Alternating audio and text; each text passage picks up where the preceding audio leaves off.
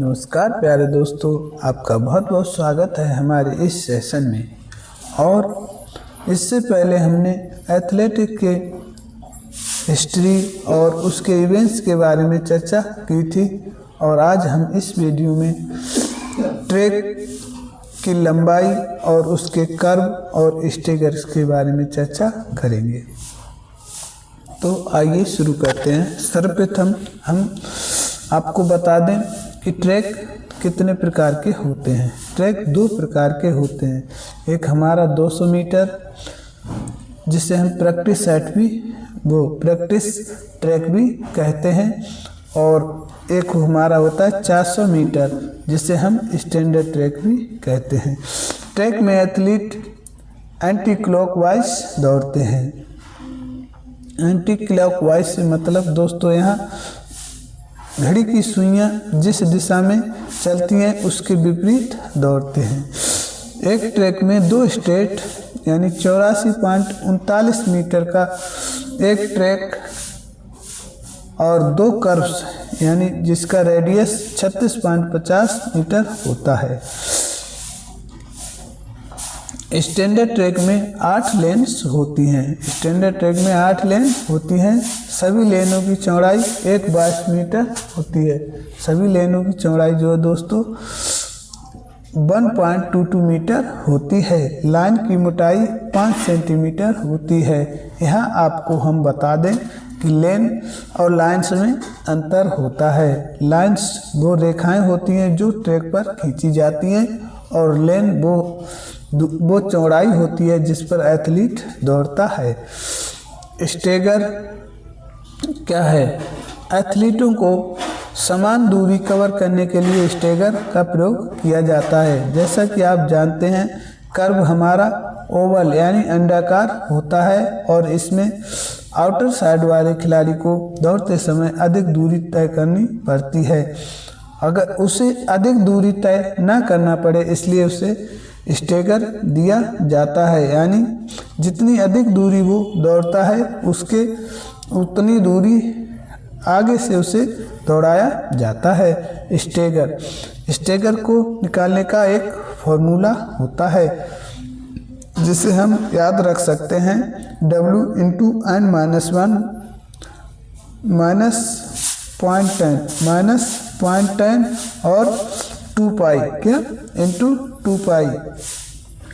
इस फॉर्मूला के बारे में हम आपको बता दें। W बराबर विड्थ ऑफ लेन यानी लेन की चौड़ाई होती है जो 1.22 मीटर होती है। N बराबर नंबर ऑफ लेन यानी कौन सा स्टेगर आपको निकालना है उसका लेन की संख्या यहाँ आपको रखनी पड़ती है। पाई बराबर कर्व, खिलाड़ी एक रेस में कितने कर्व दौड़ रहा है उतनी आपको पाई रखनी पड़ती है। इसके बाद हम बात करते हैं 400 मीटर में फुल स्टेगर दिया जाता है। 400 मीटर रेस में फुल स्टेगर दिया जाता है और 200 मीटर में हाफ स्टेगर दिया जाता है। 800 मीटर में full stagger plus diagonal distance भी दिया जाता है। 800 मीटर को स्टार्ट करने के 3 तरीके होते हैं, जिसमें हम देखें तो हाफ स्टेगर यानी किसी भी खिलाड़ी को half stagger plus diagonal excess distance देकर दौड़ाया जाता है, और फुल स्टेगर प्लस DED जिसमें खिलाड़ी को फुल स्टेगर यानी दोनों स्टेगर को क्रॉस करके दोनों स्टेगर यानी फुल स्टेगर देकर उसे DED के माध्यम से फर्स्ट लेन में आना होता है। तीसरा हमारा है कर्व स्टार्ट। यहाँ खिलाड़ी को कर्व स्टार्ट करके भी क्या किया जाता है 800 मीटर रेस को स्टार्ट किया जा सकता है। इसके बाद 1500 मीटर, 5000 मीटर और 10,000 मीटर में कर्व स्टार्ट दिया जाता है। यहाँ स्टेगर देने की कोई भी ज़रूरत नहीं पड़ती है। अब हम बात करते हैं लेन संख्या और प्लस फुल स्टेगर और हाफ स्टेगर, यानी यहाँ आपको हम एक ट्रिक्स बताएंगे दोस्तों, जिसके माध्यम से आप बिना कैलकुलेशन किए आप आराम से कोई सा भी स्टेगर निकाल सकते हैं। अगर आप फुल स्टेगर निकाल रहे हैं तो आपको ध्यान रखना है कि फर्स्ट लेन के खिलाड़ी को कोई भी स्टेगर नहीं दिया जाता है। फर्स्ट लेन के खिलाड़ी को कोई भी स्टेगर नहीं दिया जाता। आइए दोस्तों देखते हैं कि अगर आपको फुल स्टेगर निकालना है तो आप याद रखेंगे कि अगर हम 7.67 यानी 7.67 मीटर को जोड़ते चले जाएं तो हमारा नेक्स्ट स्टेगर आराम से निकल आता है। देखिए ये हमारा सेकंड स्टेगर है 7.04 और इसमें अगर हम 7.67 जोड़ते हैं तो ये हमारा 14.21 हो जाएगा। इसके बाद हमारा फोर्थ स्टेगर है 22.38, फिफ्थ है 30.05, सिक्स है 37.71 और सेवेंथ है हमारा 45.39 और एर्थ हमारा है 53.05। इस प्रकार हम सारे स्टेगर्स को क्या करेंगे, याद रखेंगे। यहाँ दोस्तों हाफ स्टेगर की बात करें तो ये फर्स्ट स्टेगर जो है वो नहीं दिया जाता है। दूसरा स्टेगर 3.52 और तीसरा स्टेगर 7.36, चौथा स्टेगर 11.19, पांचवा स्टेगर 15.03 मीटर और six stagger 18.86 metre, seventh stagger 22.69 metre और एर्थ स्टेगर 26.53 मीटर पर होता है। यहाँ भी आप दोस्तों 3.83 प्लस करके नेक्स्ट स्टेगर आराम से प्राप्त कर सकते हैं। ये हमारा हुआ स्टेगर्स और स्टेगर्स निकालने का फॉर्मूला और स्टेगर्स याद करने की सबसे बेस्ट ट्रिक है दोस्तों। या तो आप प्लेस करें या साथ का टेबल पढ़ते चले जाएं और यहाँ थोड़ा सा डिफरेंस होता है वो आप अपने इमेजिनेशन में सेव रखें। जैसे कि 7 दूनी 14, 7 त्रिक 21, यहाँ कुछ बढ़ गया, 7 चौक 28, यहाँ कुछ बढ़ गया, 7 पंजे 35, यहाँ भी 2 कुछ बढ़ गया, 7 छंग 42, यहाँ 3 बढ़ गया और यहाँ 7 छंग 42, 7 सत्ते 49, यहाँ भी कुछ थोड़ा बहुत बढ़ जाता है। इससे आप समथिंग याद रख सकते हैं। इसके बाद हम बात करते हैं कि स्टार्ट कितने प्रकार के होते हैं। तो स्टार्ट हमारे दोस्तों कहीं 3 प्रकार के और कहीं 2 प्रकार के माने जाते हैं। अब कन्फ्यूजन है, अब ये ऑप्शन पर डिपेंड करेगा कि वो किस प्रकार पूछे। वैसे दोस्तों 2 ही प्रकार के ज़्यादा माने जाते हैं, तो हम इसे याद रखेंगे, सिटिंग या क्राउच स्टार्ट, और दूसरा हमारा होता है स्टैंडिंग स्टार्ट, तीसरा होता है हमारा फ्लाइंग स्टार्ट, जहाँ 4x100 और 4x400 यानी रिले रेसेस में ये प्रयोग किया जाता है। स्टैंडिंग स्टार्ट में सभी लंबी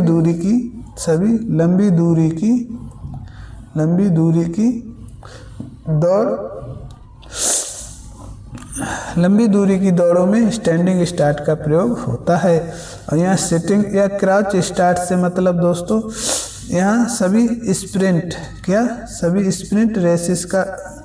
स्प्रिंट रेसेस में ये सिटिंग स्टार्ट प्रयोग होता है। इसके बाद हम बात करें कि जो सिटिंग या क्राउच स्टार्ट है उसके 3 भाग होते हैं। 3 भाग मतलब दोस्तों ये 3 प्रकार के एथलीट्स को अलग अलग स्टार्ट देने में मदद करता है। सबसे पहले हमारा होता है बंच या बुलेट स्टार्ट, जिसकी चौड़ाई 8 से 10 इंच होती है। यानी ये सबसे छोटे कद वाले एथलीटों में प्रयोग किया जाता है। इसके बाद हमारा होता है मीडियम स्टार्ट दोस्तों 12 से 14 या 16 इंच तक मान लीजिए इसकी पैरों की दूरी रखी जाती है। इलोंगेटेड स्टार्ट में दोस्तों 16 से 18 इंच पैरों की दूरी रखी जाती है और ये सर्वाधिक लंबे एथलीट्स के लिए प्रयोग किया जाता है। इस प्रकार दोस्तों ये हमारे हो गए स्टार्ट के प्रकार। स्टार्ट 2 प्रकार के होते हैं, कहीं 3 प्रकार के मिलते हैं। जो हमारा सेटिंग स्टार्ट होता है उसके भी तीन तरह से उसे दिया जाता है, दिया जाता है। अब हम बात करते हैं दोस्तों हर्डल्स की। यहाँ हम हर्डल्स के बारे में डिटेल से पढ़ेंगे। जो हर्डल्स जो हैं दी जाती हैं किसमें, दौड़ते हर्डल्स रेसेस में दौड़ते समय हर्डल्स का प्रयोग किया जाता है। उन्हीं हर्डल्स के बारे में चर्चा करते हैं। तो वुमेन्स हर्डल्स इवेंट यानी जो महिलाएं हैं उनके लिए कौन कौन सी हर्डल्स का प्रयोग होता है। यहाँ महिलाओं के लिए 100 मीटर हर्डल रेस और 400 मीटर हर्डल रेस में प्रयोग किया जाता है। 100 metre hurdle race, 400 metre hurdle race महिलाओं के लिए प्रयोग की जाती है। इसके बाद पुरुषों की बात करें तो 110 मीटर और 400 मीटर हर्डल्स का प्रयोग पुरुषों के लिए किया जाता है। यहाँ 100 मीटर और 110 मीटर ये हाई हर्डल्स कहलाती हैं ऊंचाई के आधार पर। अब हम देखते हैं हर्डल की ऊंचाई दोस्तों कितनी होती है। ये महिला व पुरुषों के लिए अलग अलग होती है। अगर हम इसके ऊपरी पट्टे की बात करें तो ये 7 सेमी मोटी एक पट्टी होती है। और इसकी सपोर्ट लेग है दोस्तों। इस सपोर्ट लेग की लंबाई की बात करें तो ये 70 सेंटीमीटर होती है। और इसकी चौड़ाई की बात करें दोस्तों तो ये 1.20 मीटर इसकी चौड़ाई होती है, हर्डल्स की चौड़ाई होती है। अब कुछ स्टूडेंट्स का सवाल है कि सर लेन की चौड़ाई 122 होती है, 1.22 मीटर होती है, लेकिन हर्डल्स की चौड़ाई 120 क्यों होती है। देखिए प्यारे दोस्तों, जब हर्डल्स रखी जाती हैं तो उन्हें रखने के लिए भी तो स्थान चाहिए। उनकी साइड में जो सपोर्ट्स लाए गए हैं उनको भी तो रखने की आवश्यकता पड़ती है। तो उतने दोनों साइड से जब हर्डल्स रखी जाएं और आराम से एक दूसरे को टच ना करें, इसलिए इनकी हर्डल्स की चौड़ाई 120 मीटर रखी जाती है। अगर हम इसकी वजन की बात करें तो इस हर्डल का वजन 8 से 10 केजी होता है। और इनको इस आधार पर बनाया जाता है कि अगर इस पे 3 से 4 केजी का वजन इससे टकराए तो ये आराम से गिर जाएं। ऐसा इसलिए होता है कि कोई भी खिलाड़ी कूदते समय अगर उसका हर्डल से पैर लग जाए तो वो चोटिल ना हो और ये आराम से गिर जाएं। इस आधार पर इन्हें बनाया जाता है। अब हम बात करते हैं इवेंट्स और बाधा की ऊंचाई और शुरुआती हर्डल यानी फर्स्ट हर्डल और उन हर्डल्स के बीच में दूरी और अंतिम बाधा से यानी लास्ट बाधा से अंतिम यानी दोस्तों अंतिम फिनिश लाइन से हर्डल की दूरी, अंतिम फिनिश लाइन से बाधा की दूरी। ठीक है दोस्तों, तो आइए शुरू करते हैं। सर्वप्रथम देखते हैं हाई हर्डल्स यानी 100 मीटर महिला और 110 मीटर पुरुष के बारे में चर्चा करते हैं। 100 मीटर महिलाओं की जो हर्डल्स की ऊंचाई होती है दोस्तों 0.84 मीटर यानी 0.84 मीटर और पुरुषों की जो होती है 1.067 मीटर होती है। इन्हें हाई हर्डल्स कहा जाता है। जिसमें प्रथम बाधा जो है दोस्तों महिलाओं की प्रथम बाधा जो है 13 मीटर दूर रखी जाती है और पुरुषों की 72 मीटर। यहाँ आपको कंफ्यूजन नहीं पालना है, दोनों 13 हैं, लेकिन पुरुषों की जैसे कि बाधा जो है लंबी है उसमें थोड़ा सा इंक्रीज कर दिया जाता है। क्या, जैसा कि पुरुषों की हर्डल्स की लंबाई ज़्यादा होती है इसी प्रकार उसकी हर्डल्स की दूरी में भी थोड़ा दूरी इंक्रीज कर दी जाती है।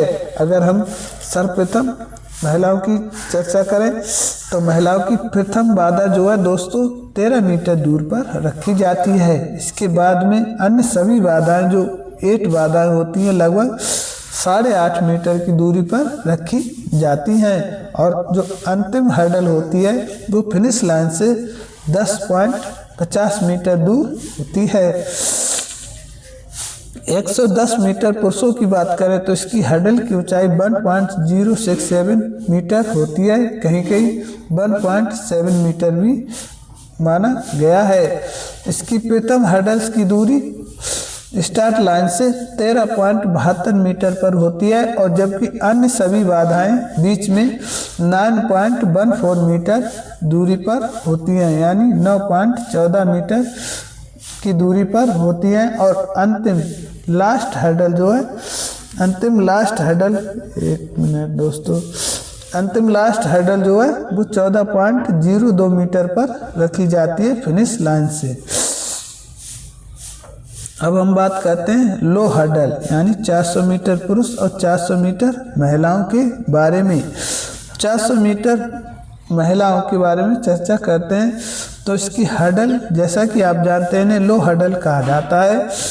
तो इसकी हाइट जो है 7.62 मीटर होती है, किसके लिए? महिलाओं के लिए। अब महिलाओं की प्रथम हर्डल जो है स्टार्ट लाइन से 45 मीटर की दूरी पर रखी जाती है और मध्यम यानी अन्य जो बीच में सभी हर्डल्स होती हैं वो 35 मीटर की दूरी पर रखी जाती है और अंतिम जो बाधा होती है दोस्तों वो फिनिश लाइन से 40 मीटर दूरी पर रखी जाती है। इसके बाद पुरुषों की बात करें, जैसा कि आप जानते हैं यहाँ दूरी समान है तो हर्डल्स की दूरी भी समान होंगी। जैसे कि आप जानते हैं इसमें भी 10 हर्डल होती हैं, कितनी? 10 हर्डल्स और इधर भी 10 हर्डल्स का प्रयोग किया जाता है। जैसे कि दूरी समान है तो हर्डल्स भी समान दूरी पर रखी जाती हैं। यहाँ सिर्फ महिलाओं और पुरुषों की जो हर्डल्स की हाइट है उसकी ऊंचाई में डिफरेंस होता है। तो इस प्रकार 400 मीटर पुरुष की जो हर्डल्स है प्रथम 45 मीटर और मध्यम 35 मीटर और अंतिम फिनिश लाइन से 40 मीटर दूरी पर रखी जाती है। इस प्रकार हमारा ये हर्डल्स का कन्फ्यूजन नहीं रहा होगा आपको। अब हम बात करते हैं रिले रेसेस के। तो आइए दोस्तों अब हम रिले रेसेस के बारे में भी समझ लेते हैं। रिले रेसेस 2 प्रकार की होती हैं। एक तो होती है 4x100 मीटर महिला व पुरुष दोनों और एक होती है 4x400 मीटर महिला व पुरुष दोनों, यानी 4x100 मीटर जिसमें प्रत्येक खिलाड़ी को 100 मीटर दौड़ना होता है। 4x400 मीटर महिला व पुरुष दोनों जिसमें प्रत्येक खिलाड़ी को प्रत्येक एथलीट को 400 मीटर दौड़ना होता है। 4x400 मीटर, 4x400 मीटर और 4x100 मीटर। अब आप इनके पॉइंट के बारे में बात कर लेते हैं। यह एक टीम इवेंट है और यह एक टीम में 4 प्लेयर शामिल होते हैं जिसमें फाइनल में 2 एथलीट सब्स्टिट्यूट करने का भी प्रावधान रखा गया है। यहाँ दौड़ते समय कोई भी एथलीट सब्स्टिट्यूट नहीं हो सकता। एथलीटों को एक बेटन का आदान प्रदान करना होता है जैसा हमने आपको बताया है। एक्सचेंज जोन 20 मीटर का होता है। एक्सचेंज जोन 20 मीटर का होता है।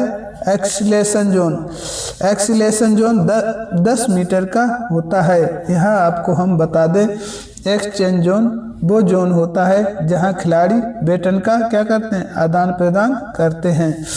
एक्सीलेशन जोन वो होता है जो किसी भी खिलाड़ी के लिए उसे गति यानी एक्सीलेशन यानी अपनी गति को इंक्रीज करने के लिए दिया जाता है, जो 10 मीटर का होता है, जहां खिलाड़ी अपनी गति को बढ़ाकर और बैटन को पकड़ लेता है।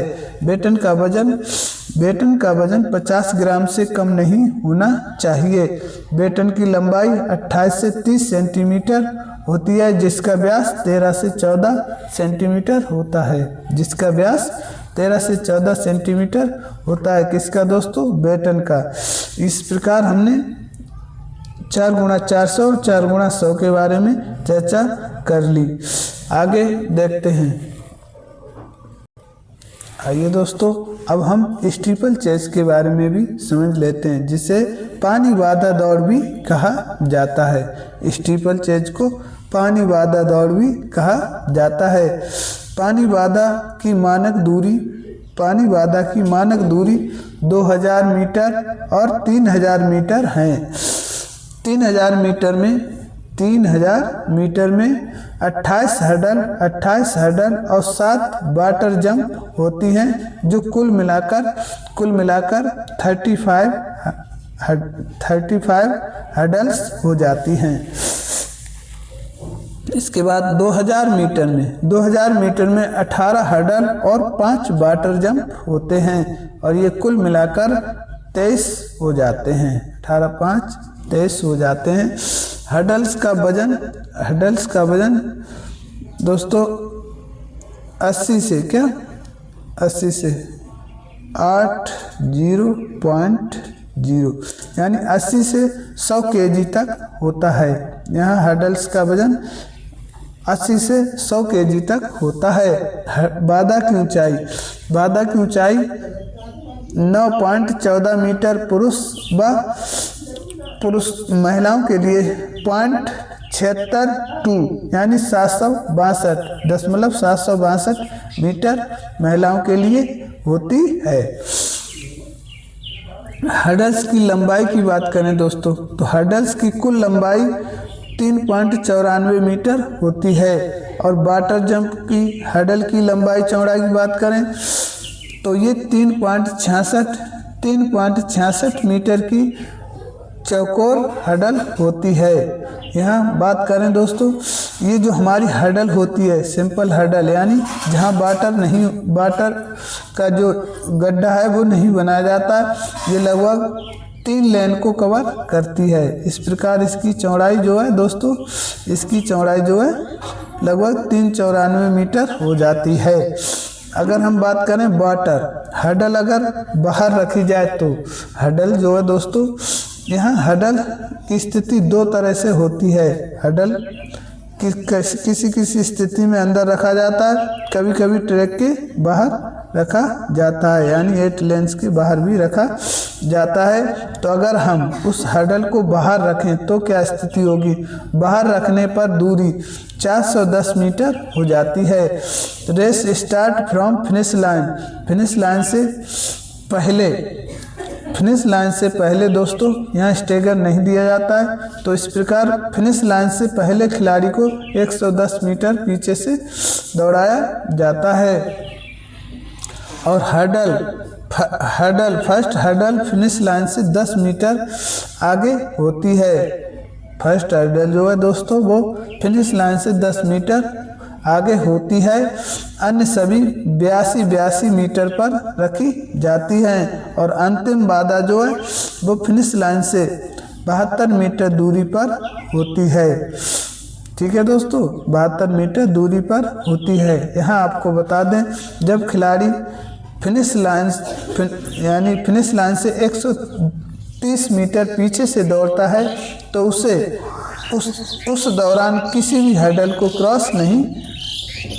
हर्डल को जंप नहीं करना होता है।